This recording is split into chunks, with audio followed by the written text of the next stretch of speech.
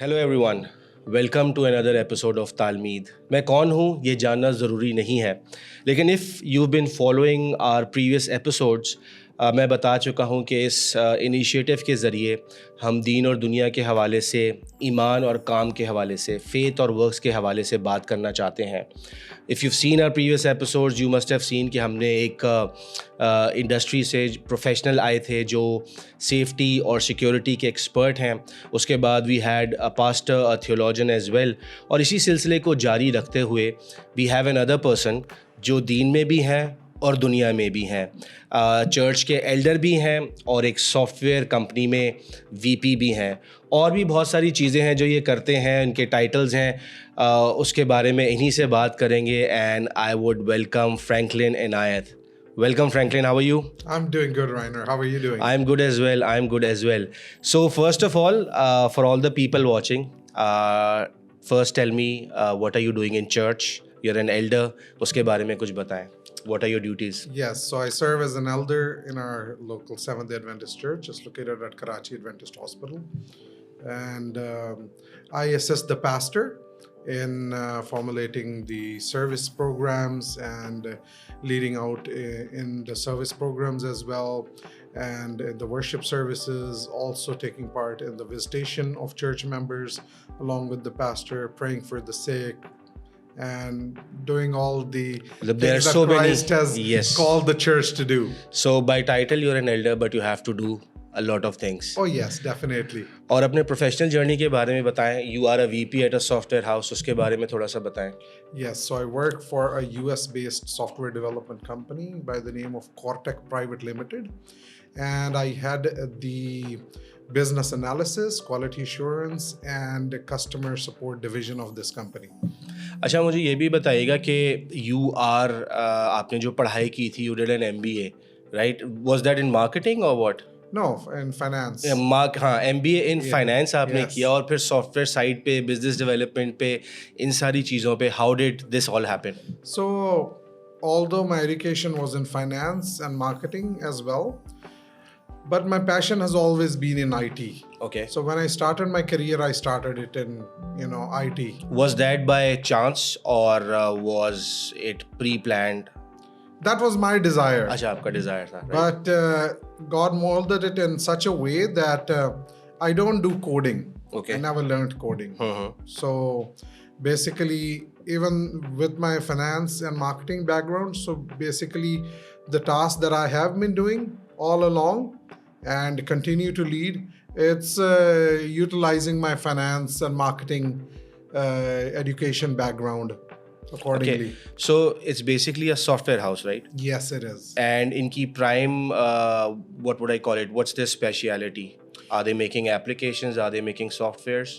Yes. So our prime specialty thus far has been developing enterprise solutions. Okay. For banks providing trade finance services. Okay, so वहाँ पर शायद आपका finance background काम आ गया. Exactly. अच्छा, since we are talking about our community और हम professional journeys के हवाले से बात कर रहे हैं, so do you see other people within the same industry from our community? Are there, or if you know, are there a lot of people या सिर्फ handful of people? Yes, I am aware of a number of IT professionals, especially in this association that we have developed, Yeah. the Professionals for Christ. Right. There are a number of IT professionals we've met over there. And we do see a lot of our youth interested in graphics designing, AI, and cybersecurity, because that's where the future lies. But I still somehow मुझे ऐसा लगता है कि अभी भी information की कमी है. हमारी जो यूथ है, हमारे जो जवान है, वो वेवर्ड भाग रहे हैं, कभी इधर कभी उधर, सच कोई डायरेक्शन नहीं मिल रहा. So if somebody who has no clue what to do, और उनको अगर आपकी इंडस्ट्री में एंटर करना है, एंड आई नो उसमें बहुत सारे डिसिप्लिन है, जैसे आपने बताया, ग्राफिक डिज़ाइनिंग भी है, एंटरप्राइज सोल्यूशंस भी है, there so many things, but as a stepping stone what would you guide people के ये करने के लिए क्या करना चाहिए? आई थिंक बेसिक से ही स्टार्ट करना चाहिए. इंटर के बाद बैचलर्स इन कंप्यूटर साइंस करें. लोग क्या करते हैं, of course maybe it all comes down to the cost as well. Yes. Because वसाइल नहीं है तो ओके चलें पहले छोटे आईटी कोर्सेज कर लो, अरीना से कर लो, एपटेक से कर लो, इस तरह कर लो और फिर प्रोग्रेस करें, वो भी ठीक है, जो कि उनके भी बड़े अच्छे स्ट्रक्चर्ड प्रोग्राम्स हैं, मॉड्यूल्स हैं, बट ऑफ कोर्स वो सर्टिफिकेट होता है, वो डिप्लोमा या डिग्री नहीं होता। इवेंचुअली आपको एक डिप्लोमा या डिग्री ज़रूर करना चाहिए, राइट, ताकि चले पाकिस्तान में तो चल जाता है, बट अगर आपने बाहर यूएसए कनाडा जाना है, they want to see that paper okay, of yours. बिल्कुल। If you don't have the degree but you have the knowledge, you are not worth to them. अच्छा मुझे बताएं, लेट्स फॉरगेट अबाउट सर्टिफिकेशंस या diplomas. जी। मैं Akhtar colony आज़म बस्ती की गली में जो है मैं आवारा घूम रहा हूँ, बट समवेयर कोई मुझे ये काम सिखा देता है। I still don't have a certificate, I still don't have a diploma, लेकिन मुझे कोई ये स्किल ग्राफिक डिज़ाइनिंग की, वीडियो एडिटिंग की और any other thing related to the software और द आईटी इंडस्ट्री, मुझे कोई स्किल सिखा देता है। There is Android development as well, तो उसकी कोई स्किल सिखा देता है, would that enable me to enter in this industry? Yes, why not. उसमें यह है कि अगर ठीक है आपको एक फुल फ्लेज जॉब किसी कंपनी में नहीं मिल रही, you can do your work freelance online, और उसमें भी बहुत कमा रहे हैं हमारे बहुत सारे यंगस्टर्स, बहुत सारे प्रोफेशनल्स। ये सवाल पूछने का मकसद ही ये था कि हमारे बहुत सारे लोग, जैसे पास्ट में भी हमने पिछली एपिसोड्स में भी जिक्र किया, देयर ऑलवेज कि कोई मुझे नौकरी पे लगा दे, कोई मुझे काम करा दे, लेकिन आप ख़ुद भी कुछ ना कुछ काम सीख के फ्रीलांस भी आप काम कर सकते हैं। इवन दो आपका कोई एजुकेशनल बैकग्राउंड नहीं है, आपकी कोई स्कूलिंग की डिग्री नहीं है, लेकिन कोई ना कोई स्किल सेट आप ज़रूर सीख सकते हैं, and then you can start your professional journey as well, और अपनी अर्निंग भी स्टार्ट कर सकते हैं। मैं तो डेफिनेटली इनकरेज करना चाहूँगा, because there is nothing better than being your own boss. Right, ठीक है, आपका अपना बिजनेस है, ठीक है, आपके अपने वर्किंग आवर्स हैं, ठीक है, और आपकी अपनी कमाई है। Very good. जितनी मेहनत करेंगे उतना आप ज़्यादा कमाएंगे। अच्छा फ्रैंक, काम की बातें तो होती रहेंगी, you are an elder in your church. मैं सबसे ये पूछता हूँ कि किस तरीके से, what was your journey, what's your story, आप किस तरीके से खुदा में आए, फैमिली बैकग्राउंड ऐसा था और you just stumbled upon it, और something weird happened in your life जो आपको खुदा के करीब लेकर आई? बिल्कुल, तो दोनों from my father side as well as mother side, by God's grace, both families were Christians. I'm a fourth generation Christian from both sides. Right. But it's not just being born in a Christian family that makes you a Christian. Right. So when I was, I think, 12 or 13 years old, we had a week of prayer in our church. And of course, the messages, they touched my heart. And during the time, I was also enrolled in the Bible study class, preparation for baptism. But of course, the appeal that was given by that preacher and evangelist, that touched my heart. And when the call was given, altar call was given, who wants to give their life to Jesus, so I stepped forward and decided that it's time to be baptized and to live a life of faithfulness. तो इससे हमें पता लगता है कि Bible classes, discipling programs, Bible teaching ये लाजमी होनी चाहिए, इरिस्पेक्टिव के एक टीनेजर या यूथ या जवान तैयार है या नहीं है, उसको इस इन्वायरमेंट में बैठना बहुत ज़्यादा ज़रूरी है, because you never know, something और the other might touch a person's heart and he decides कि मैं अपनी ज़िंदगी भी चेंज करूं। बट ज़िंदगी तो आपने चेंज कर ली, फिर आप मिनिस्ट्री में किस तरीके से आए? जी तो इसमें यह है कि मैंने स्टार्ट आउट किया अपने चर्च क्वायर से। खैर, in my student life and my college life, so I was like a Sunday school teacher in our denomination. They call it Sabbath school, but it's okay. So I used to teach the Sabbath school lesson. Okay. ठीक है, every Saturday morning before our main worship session. So there's a period for Bible study. Right. So studying the Bible and the text, and in our organization, Baqaida, for every 3 months, internationally, a whole Bible study guide is printed. So we follow that guide, and whatever topics are given for each week, then every week we summarize all those topics and we discuss it. So I started out there, and then I had the skill for music because my mother's a pianist. Okay. And I love singing for the Lord. I really haven't sung secularly. I've just sung for the Lord. All right. ठीक है, praise and worship. ठीक है. So then I developed the choir of my church. My mother played the organ and the piano, and I was the choir leader. So led in the choir. Then gradually progressed within the church leadership roles, leading out in the youth, leading out with the scouts program in our church, then eventually, deacon and elder, and then head elder of the church. So it really comes down to having an environment, right? Exactly. Even for me, I mean, it's not necessary कि आपको कोई बहुत बड़ा out of this world experience हो, but even if you're in that environment, things can change for yourself और आपकी आने वाली नस्लों के लिए भी, just like it happened with you. So you worked on different positions, आपने youth के साथ काम किया, worship team में, choir में, ये सारी आपकी journey चलती रही. It's been how many years now since you've been serving in the church? More than 30 years. More than 30 years. इस 30 सालों में let's break it down to the past 20 years और पिछले जो 10 साल हैं, हम अगर नौजवानों की बात करें, what issues are you seeing nowadays in the Christian youth? The issues that I'm seeing in the Christian youth is a lack of interest.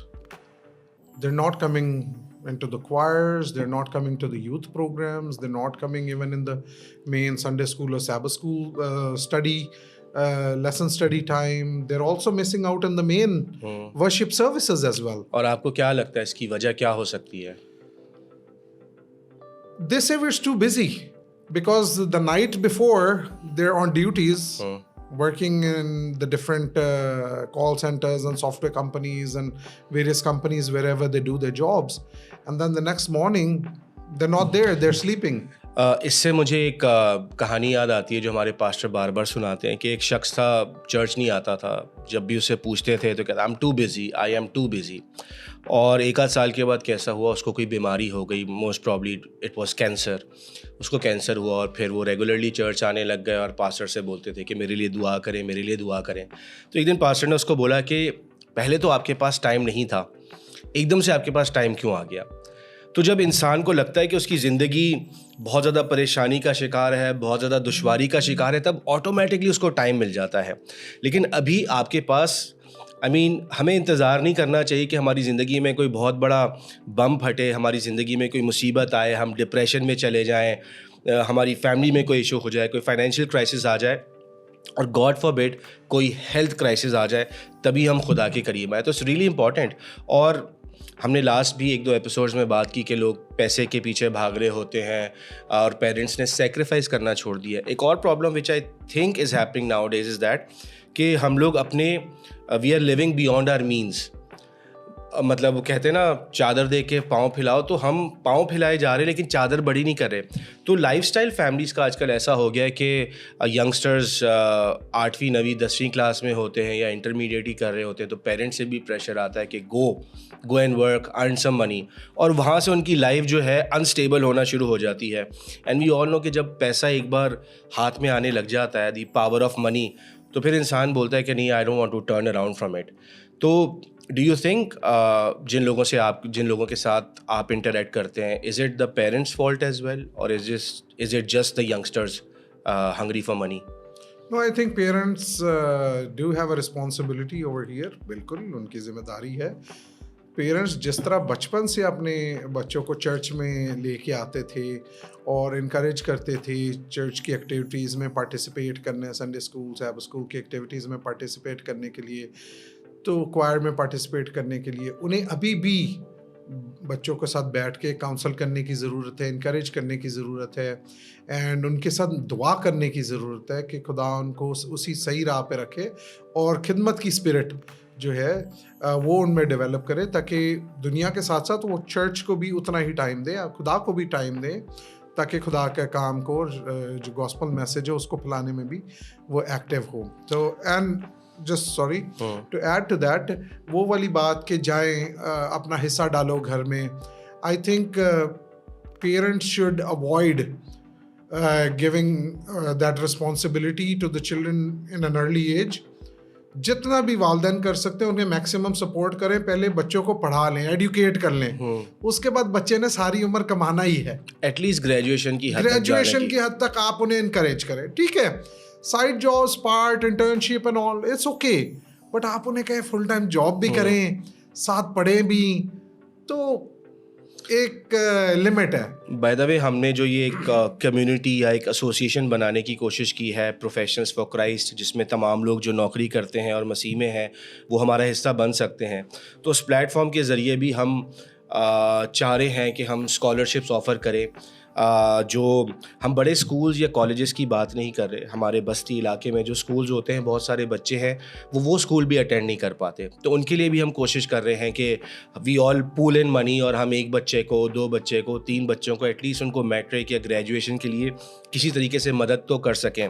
Because we know बहुत सारी फैमिलीज़ बहुत ही ज़्यादा इम्पोवरिश्ड हैं and they have no choice of beside sending their children out to work, और फिर वो menial jobs करते हैं, एजुकेशन से दूर हो जाते हैं। और लेकिन इससे मुझे एक चीज़ भी आती है कि ठीक है, even if you are working you can still work and study at the same time. I am not saying कि ये एक आइडियल सिचुएशन है, बट ठीक है, अगर आपने काम स्टार्ट कर दिया है लेकिन उसके साथ साथ आप शाम में पढ़ सकते हैं, रात में पढ़ सकते हैं, या रात की नौकरी करते हुए आप दिन या शाम में पढ़ सकते हैं, तो ये एफ़र्ट तो जवान लगा सकते हैं, या पेरेंट्स की मेंटरिंग हो सकती है चर्च से कि आप अपने बच्चों को इस तरीके से भी प्रिपेयर कर सकते हैं। बिल्कुल डेफिनेटली हो सकता है। It all comes down to time management. अगर आप एज अ पास्टर और मैं एज एल्डर, हम टाइम निकाल के, हमारे भी बहुत बिजी स्केड्यूल्स हैं, यस ठीक है, ना सिर्फ हमारे रेगुलर काम है, हमारा taking care of our families है और बहुत सारी चीज़ें, फिर भी हम चर्च के लिए टाइम निकाल रहे हैं एंड खिदमत कर रहे हैं। तो if we can do it, why can't our youth be encouraged and see us as role models? And हम गाइड करने के लिए तैयार हैं, मेंटर करने के लिए तैयार हैं उनको कि किस तरह वो टाइम अपना मैनेज कर सकते हैं। बट डू यू थिंक कि चर्च के प्लेटफॉर्म से ये चीज़ और ज़्यादा इंटेंशनली होनी चाहिए, इंटेंशनली टेलिंग पीपल कि this is the way to go, this is how things can be done?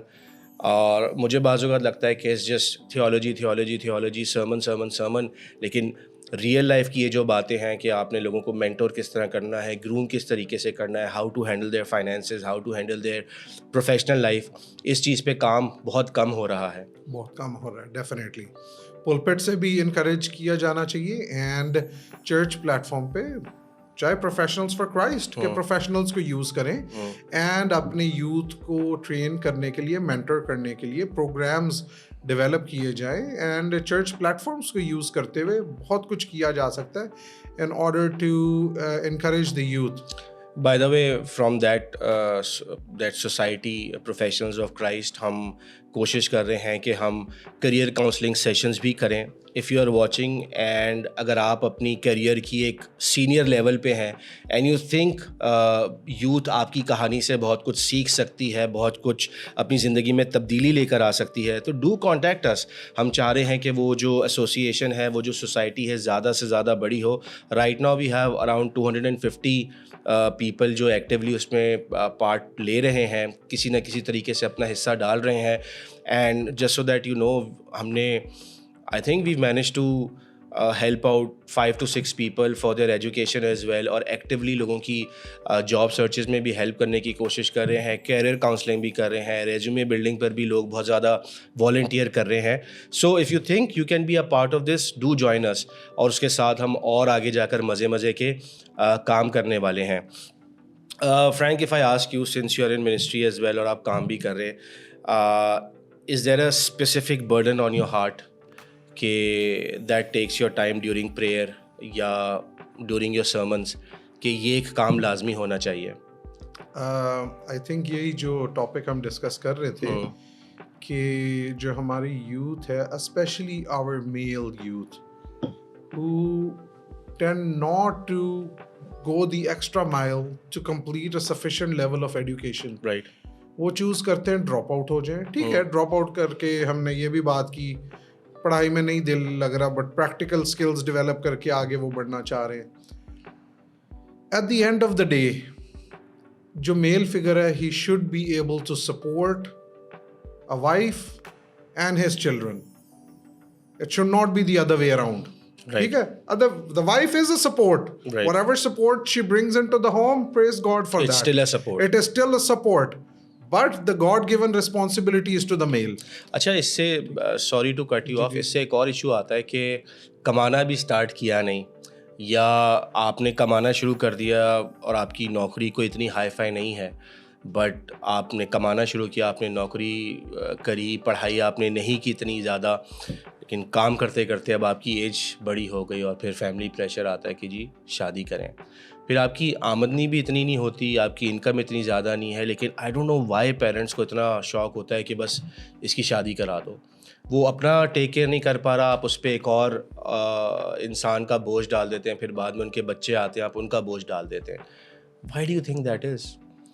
Society pressure है, नथिंग एल्स। ये अभी तक हमारे मुल्क में हमने ये नहीं अपनाया कि जीने दो अपने टाइम पे, सब एट गॉड्स गिवन टाइम, खुदावंद के मुकर्ररा वक्त के मुताबिक सब चीजें अच्छी हो जाएंगी। उस बात को उस प्रॉमिस को या उस बात को होल्ड फास्ट नहीं करते पेरेंट्स। देखें, कोई चीज़ देर से हो जाए दैट इज़ ओके, लेकिन अगर आप जल्दबाजी में करें, उसके बाद आपकी शादी टूट जाए, आपकी सेपरेशन हो जाए, आप बच्चों को स्कूल में नहीं पढ़ा पा रहे और जगह जगह से आप उधार मांगते रहते। आई नो सो मैनी पीपल जिनकी इनकम इतनी ज़्यादा नहीं है, लेकिन दे हैव 3, 4, 5 चिल्ड्रन, और फिर काम करते रहते हैं और लोगों से पैसे मांगते रहते हैं, काम करते रहते हैं और लोगों से पैसे मांगते रहते हैं। ऐसी क्या मजबूरी है कि आपको लाजमी ज़बरदस्ती एक पॉइंट ऑफ टाइम पे शादी करनी है? खुदा के कलाम से सीखें, और जिस तरह फ्रैंक ने कहा कि एक मुकर्ररा वक्त है। It's better to be late rather than being sorry. I know so many people जिन्होंने जल्दबाजी में अपनी ज़िंदगी इतनी ख़राब कर दी है, इतना बेड़ा गर्क कर दिया अपनी ज़िंदगी का, सिर्फ जल्दबाजी के चक्कर में, सिर्फ सोसाइटी के प्रेशर में आके कि लोग क्या कहेंगे। फॉरगेट व्हाट पीपल से, सिर्फ इस बात पे सोचे कि खुदा क्या कहेगा, खुदावंद यीशु मसीह क्या कहेंगे। तो बट इसमें भी do you think as elders, as people in ministry and pastors, they are doing much? इस शोबे में भी कोई बहुत ज़्यादा मेंटरिंग या ग्रूमिंग लोगों की नहीं हो रही? काउंसलिंग नहीं हो रही। इनफैक्ट शादी से पहले मैरिज काउंसलिंग जो होनी होती है कपल की, वो हम देखते हैं बहुत सारे चर्चेस में नहीं किया जा रहा, और वो एक एसेंशियल है। ठीक है, but coming back to the point जो आपने बोझ की बात की थी, तो उसमें थोड़ा सा और ऐड करना चाहूँ कि उसका आफ्टर इफेक्ट ये होता है कि बात वही शादियों पे आ जाती है, जब parents specially of eligible females they start looking around for suitable matches for their daughters। तो देखा ये जाता है डॉटर्स ने डॉक्टर बन गई हैं, मास्टर्स किया हुआ है, चले बैचलर्स तक भी किया हुआ है, बट जब देख रहे हैं तो लड़के अवेलेबल ही नहीं है कम्युनिटी में, ना अपनी चर्च में, ना दूसरे चर्च में, ना ग्रेटर कम्युनिटी में। ठीक है, बाहर के ममालिक में तो होंगे, but with in the country या विद इन द सिटी बहुत मुश्किल हो जाता है। तो फिर बेटियों का भी टाइम एज जो है वो बढ़ता जाता है, और बेटियों पे ज्यादा pressure, in fact societal and family pressure उनके एज का होता है, प्लस उनके ऊपर अपना भी एज फैक्टर का वो होता है, because they don't want to go beyond child bearing age and then get married. ठीक है, तो there is the medical aspect to it as well. तो बट प्रॉब्लम यही आ जाती है जब सूटेबल मेल्स अपनी कम्युनिटी में, अपनी सोसाइटी में नहीं मिल रही, हमारी बेटियां मजबूर हो जाती हैं that they look elsewhere and to other faiths and other communities। That's what I'm trying to say। As जितनी भी हो जाए, मजबूर आपको नहीं होना चाहिए, मजबूर नहीं होना। I'll just add 2 things। Firstly, thank God for my pastor। वो कहते हैं कि जब तक मैरिज काउंसलिंग नहीं करोगे मैं आपका निकाह ही नहीं पढ़ाऊंगा। It is really really very important. और बाज़ औक़ात मैरिज काउंसलिंग के दौरान ही पता लग जाता है कि 2 people are not a suitable match। Right, that's very important। And the number 2 thing is that कि age does not matter। I mean जैसे आपने कहा कि मुकर्रर किया खुदा का एक वक्त है, तो please if you are watching this, please society के प्रेशर में मत जाएं, आस पड़ोस के प्रेशर में मत जाएं। ख़ास तौर पे if you are one of those family members जो दूसरों के ऊपर प्रेशर डालते हैं कि शादी क्यों नहीं हुई, ये क्यों नहीं हुआ, वो क्यों नहीं हुआ। I remember a lot of people at times झूठ बोल के रिश्ता कराने की कोशिश करते हैं just to gain some points, कि मेरा नाम आ जाए कि बाबा देखो मैंने इनका रिश्ता करा दिया, और some time people are actually earning money from it. तो आप लोगों की बातों में आकर ज़बरदस्ती ना करें। It's I mean do some hard work. शादी के हवाले से भी हार्ड वर्क करें। जो गवर्नमेंट है, जो दुनिया की गवर्नमेंट है, वो एक इंसान को लाइसेंस के बगैर गाड़ी नहीं चलाने देते। वाई? क्योंकि जब आप रोड पे गाड़ी चला रहे हैं तो आप बहुत सारी इंसानी जानों के आप जिम्मेदार हैं। बिल्कुल। गाड़ी आपको चलाने दी नहीं जाती, लेकिन विदाउट मैरिज काउंसलिंग और विदाउट प्रॉपर डिसाइपलिंग आप शादी का फैसला कैसे कर लेते हैं, and without even properly judging people. There so many proposals लोग झूठ बोल के कराते हैं. I know so many people going to the extent of saying के ये लड़की तो जब सजदे में जाती है तो फिर उठती नहीं है, इतनी ज़्यादा खुदा में है. बट रियलिटी ऐसी नहीं होती. और उसके बाद फिर शादी होने के बाद बाज़-औक़ात सेपरेशन या डाइवोर्स नहीं होती, but you and up living in hell. तू मैं चिक चिक शोर शराबा हर वक्त. एंड आजकल you might have also seen के जो नंबर है सेपरेशन और डाइवोर्सेस का वो बढ़ता जा रहा है. बिल्कुल बढ़ता जा रहा है. Why? Because we couldn't wait. हमें जल्दबाजी थी. फूफी ये कह रही थी, चाची ये कह रही थी, मामू ये कह रहे थे, अंकल ये कह रहे थे. उनके प्रेशर में आके हमने कहा चलो भाई कर दो. सो और एक और इशू भी है नशे का, या जो हमारे specially males, Yeah. Young males in our society, जो कर्स है of drink and of gutkha and other drug substances as well. right. तो उनमें पड़ गए हमें. उस बात को भी छुपाया जाता है, वो बाद में रिवील होता है. एंड वो मैरिज के लिए बहुत डिस्ट्रक्टिव होता है, फैमिली के लिए बहुत डिस्ट्रक्टिव होता है. बिकॉज वही बात है, फिर आगे जो ब्रेड विनर है वही ये कर रहा है, तो उसने काम क्या करना है, घर में कमाई क्या लानी है, ये सारी कमाई वो उस नशे पे लगा रहा ऐसे है. ऐसे there are so many multiple cases that I know of. There children जिनकी ज़िंदगियां ख़राब हो रही हैं, वो आवारा घूम रहे हैं.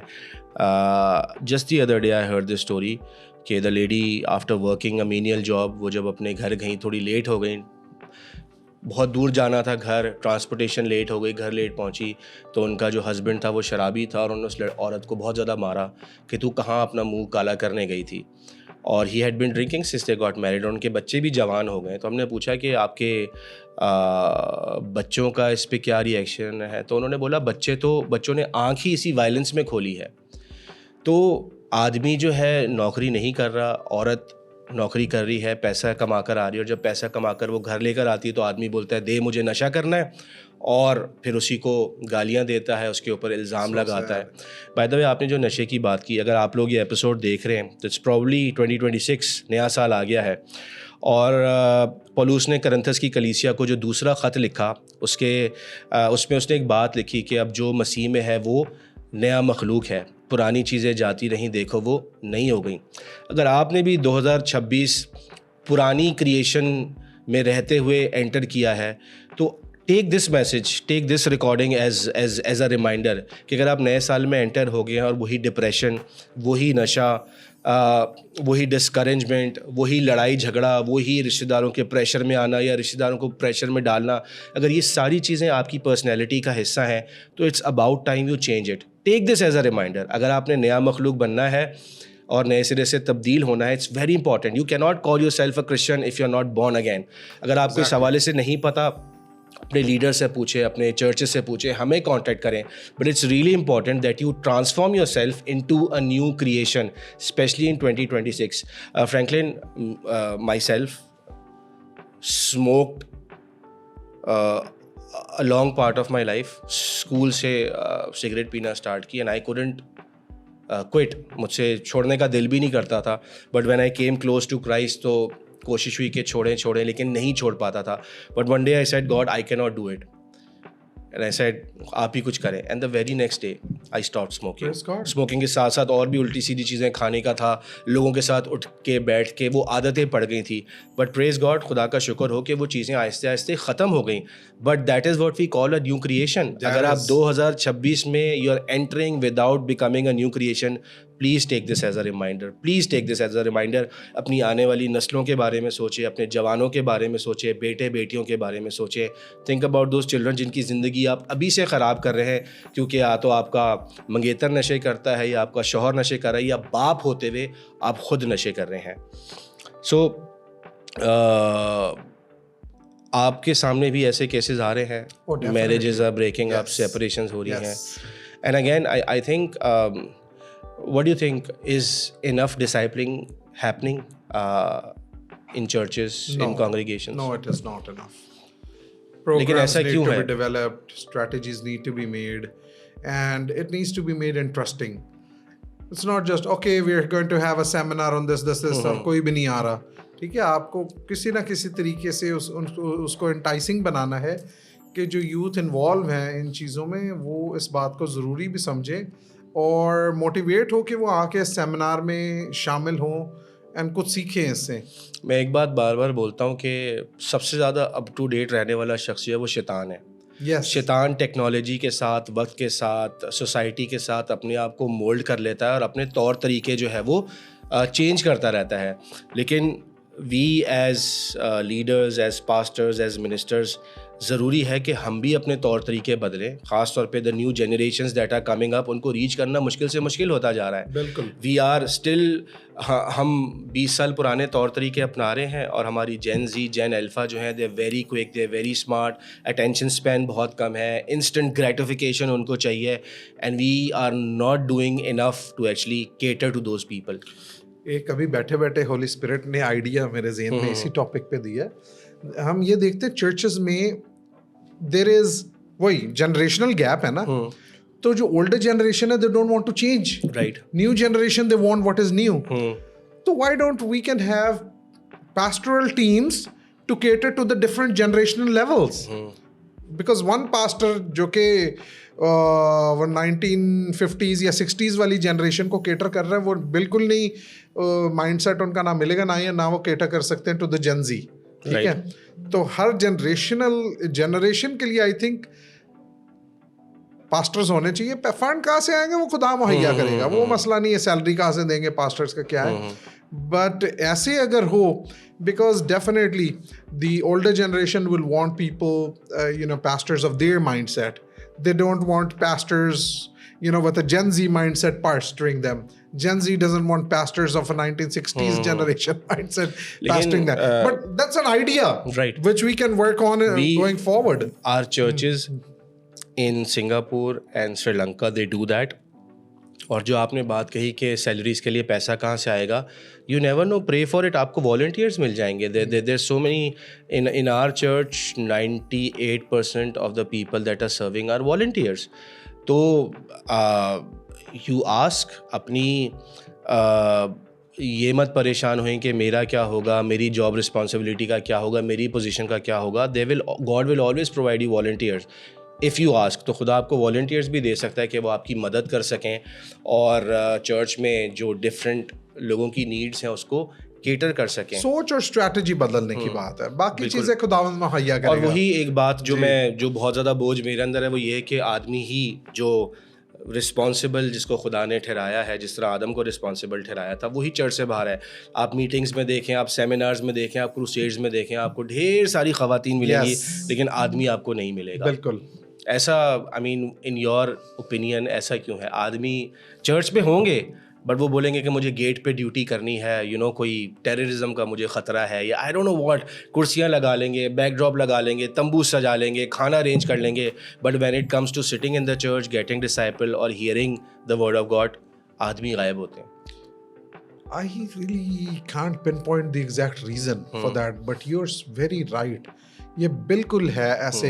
एंड मैंने देखे वो ज्यादा टाइम कहीं एक जगह बैठ नहीं सकते, फिजिटी है for some reason, right. But we need to figure. लेकिन इसका रीज़न मुझे यही लगता है, जिस तरह मैंने कहा कि शैतान अप टू डेट है, and he is very smart. उसको पता है कि मैंने अगर एक फैमिली को तबाह करना है या एक पास्टर को, एक खादिम को तबाह करना है, तो मैं उसकी फैमिली में मसले मसाइल डालूंगा।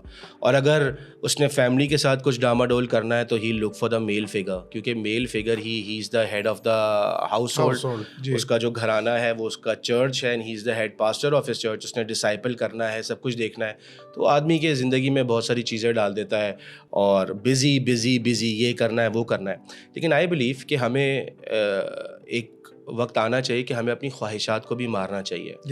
ज़रूरियात जो हमारी बेसिक नीड्स हैं वो पूरी होनी चाहिए, लेकिन ख्वाहिशात इतनी ज़्यादा बढ़ जाती हैं, जैसे जेम्स में लिखा है कि ख्वाहिश हामला होकर गुनाह को जन्म देती है, राइट। सो हमारी ख्वाहिशें इतनी ज़्यादा बढ़ जाती हैं कि हम खुद मेल फिगर को पुश करते हैं, जाओ भाई डू हार्ड वर्क, मेरी ज़रूरियात पूरी नहीं हो Bring it रही, in. ज़रूरियात हाँ की जी। मेरी ख्वाहिशात पूरी नहीं हो रही। Yes. तो शैतान बहुत स्मार्ट है, वो आदमी को ही पकड़ लेता है, बोलता है जा यार तू काम कर, 2-2 नौकरियां कर, अगर 2-2 नौकरियां नहीं कर रहा तो नौकरी कर, और ऐसा प्रटेंड करके तू इतनी मेहनत कर रहा है और फिर शाम को जाके चाय के होटल पे सारा दिन बैठा रहे, बच्चों की डिसिप्लिन नहीं कर, औरत के साथ अपना वक्त ना गुजारें, don't spend time with the family, और फिर इस तरीके से वो चर्च से भी दूर हो जाते हैं। एंड ये भी हम देखते हैं, आपने वो, मैंने आपकी बात से पकड़ा, हम्म, मेल फिगर पूरी पूरी रात चाय के होटल पे बैठा हुआ है, या सुबह 4 बजे घर जा रहा है। हम्म, ठीक है, तो वही बात है, फैमिली को टाइम नहीं दे रहा। नहीं दे रहा। और guys, specially the male figures, अगर आप ये देख रहे हैं तो अपनी रिस्पॉन्सिबिलिटी को पहचानिए। आदम को भी, कमिंग बैक कि शादियों वाली बात पर, आदम को भी खुदा ने पहले काम दिया, उसको रिस्पॉन्सिबिलिटीज़ दी, उसको काम दिया, उसको बोला बाग में जाके काम कर, ये तेरी रिस्पॉन्सिबिलिटीज़ हैं। उसके बाद Eve came into his Oh, life, yes. But before that he had to be prepared, उसको अपना सब कुछ करना था। तो I think it works both ways. Families को अपनी ख्वाहिशात कम करनी है और आदमी को अपना रोल समझना है कि उसका सोसाइटी में as head of the household क्या है, और उसके वसीले से आने वाली जो जनरेशन्स हैं किस तरीके से तब्दील हो सकती हैं। एंड आई थिंक स्पाउसेस जो हैं, मैं वाइफ्स एंड Yeah. चिल्ड्रन को स्पीक आउट कर रहा हूँ कि आप जो है अपने हस्बैंड की, अपने वालिद की सपोर्ट करें। जहाँ आपको ये ट्रेंड नज़र आता है कि father is skipping, her husband is skipping church, skipping the religious meetings, work with him, sit down with him, try to find out what's troubling him, Yeah. what's the cause. Tell him that कि आप miss करते हो उन्हें साथ, कि जी हम family हैं, हम चाहते हैं कि हम जाके खुदा की बरकत एक साथ हासिल करें, मगर आप जब शामिल नहीं होते तो वो इनकम्प्लीट है बरकत। और तो इस तरह से भी with in the family encouragement भी, सपोर्ट जब मिलेगी तो आई थिंक उससे भी एक डिफरेंस आएगा। डेफिनेटली उससे एक डिफरेंस आएगा। और दूसरी बात ये कि मैं हमेशा कहता हूँ कि एक जो बाप होता है वो अपने बच्चों का हीरो होता है। हीरो होता है डेफिनेटली। इवन दो अगर बाप चरसी या शराबी भी हो तो एट अ सर्टन एज तक बच्चे जो हैं उसको अपना हीरो समझते जी। हैं। They want to imitate the father, वो वही करने की कोशिश करते हैं जो बाप करा है। जीसस ने भी कहा कि मैं खुद से कुछ नहीं करता बल्कि वही कुछ करता हूँ जो बाप ने मुझे बताया है या ऐसा ही सिखाया है। है। जी। तो बच्चे बाप को देखते हैं, तो बाप जब चर्च स्किप करता है तो देयर इज़ अ 99.9999% चांस कि आपके बच्चे भी चर्च स्किप करेंगे। तो इन चीज़ों से निकलें और it's 2026, it's a new year, why not have a brand new life as well with a brand new year? Franklin, anything in the end you want to tell to the people watching, पढ़ाई के हवाले से, खिदमत के हवाले से, anything? पढ़ाई के हवाले से ये है कि डू योर बेस्ट, अच्छी तरह पढ़ें।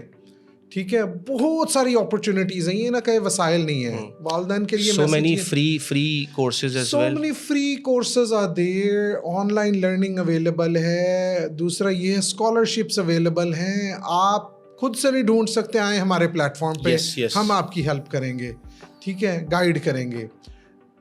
मेन थिंग है पढ़ाई, एक सर्टन लेवल ऑफ पढ़ाई अकम्प्लिश करें, ठीक है, उसके बाद मेहनत करें, वालदैन को सपोर्ट करें, चर्च कम्युनिटी को सपोर्ट करें, ठीक है, करियर में आगे बढ़ें, ठीक है, करियर गाइडेंस के लिए भी आएँ। If you don't know where to go, what to do, ठीक है, just don't sit at home, ठीक है, कम कॉन्टेक्ट अस। वही हमने कहा, resume polishing, resume creation and interview preparation, बहुत सारे हमारे पास स्किल सेट है अवेलेबल, और लोग तैयार बैठे हैं और कर भी रहे हैं और आपको सपोर्ट करने के लिए भी तैयार हैं। ठीक है, उसके बाद ये है कि जो पाक कलाम में तर्ज ज़िंदगी बयान किया गया है, live that life, an honest faithful life, keep the 10 commandments and have faith and testimony, and keep the faith and testimony of Jesus, because Jesus is coming very soon. Share the good news with many in your community and those around you. If you cannot openly share about Jesus, अपनी जिंदगियों में से यसु को जाहिर करो. May your character be such, just like Jesus. When people see you, when they speak with you, interact with you, वो आप में से यसु को जाहिर होते हुए देखें. And may lives be transformed and changed, and all of us be prepared for Jesus' second coming. Amen, amen. और in the end दोबारा से वही बात कहूँगा कि it's a new year, and as Jesus said, you have to be transformed into a new creation as well. आपको भी नया मखलूक बनना है, तो प्लीज़ उसको परस्यू करें. Franklin, thanks a lot for your time. May we sit again and talk. अभी बात करते रहेंगे तो बात बहुत लंबी जाएगी, but we have limited time, so we'll sit again some time. Thank you for watching. कोई भी बात अगर आपके दिल को छुई हो, आपको बात अच्छी लगी हो, तो प्लीज़ अपने रिश्तेदारों के साथ, दोस्तों के साथ, यूथ के साथ, एल्डर्स के साथ शेयर करें. Thank you for watching. So wonderful indeed. I want to wish you and all our audience happy and prosperous, wonderful and blessed New Year Amen. 2026. Amen. Thank you.